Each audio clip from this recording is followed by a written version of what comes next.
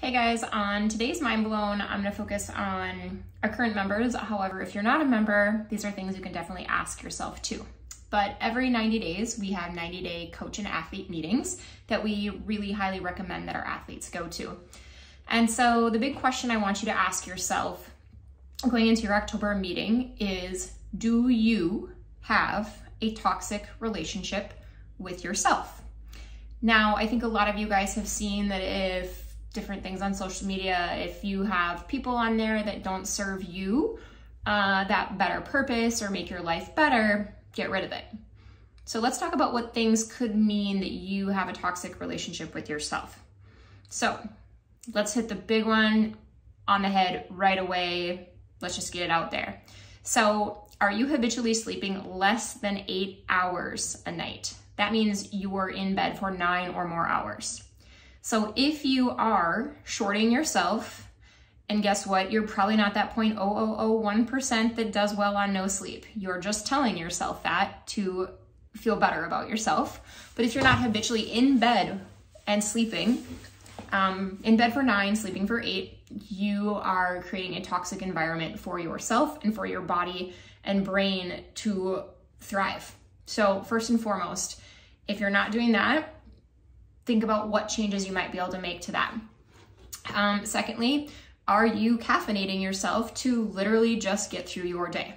So if you're doing that, chances are you probably aren't doing number 1, or you probably are limiting your food intake and not supplying your body what it needs. So you might be off on your calories, you might not be getting enough protein, etc. So caffeine is usually something people reach for when they're lacking something else. Sorry, there's a fly in my room.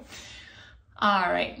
Another thing to ask yourself is, are you getting meaningful exercise, training, or body movement during your day every day? I know that a lot of people are like, Kate, we're doing 3 days a week. That's better than nothing. Yes, you are completely right. But maybe on those days you don't make it to the gym, or you don't maybe have that intense workout, are you moving your body in a meaningful way? That might mean you take 10 minutes and stretch or move or foam roll or meditate or whatever that might mean. Did you take meaningful movement for yourself in that day? And then another one is, are you eating processed foods or foods that you cannot even recognize what they are? Meaning, okay, let's say a Twinkie. What is a Twinkie? Like, what kind of crop did it come from? What kind of animal did it come from? If you can't designate where it came from, it's so far removed from where it first started that would be a highly processed food. So think about what you're eating during your day, and can you navigate where that food originated from? So chances are you're craving salt and sugar because you can't actually figure out where that food is coming from, and your body craves more and more and more. Another thing to ask yourself is, are you binging on alcohol or drugs just to feel good about yourself? If that is something that you're habitually doing, that is a toxic relationship with yourself. Another thing to ask is, are you completely avoiding doing certain movements because it's painful for your body?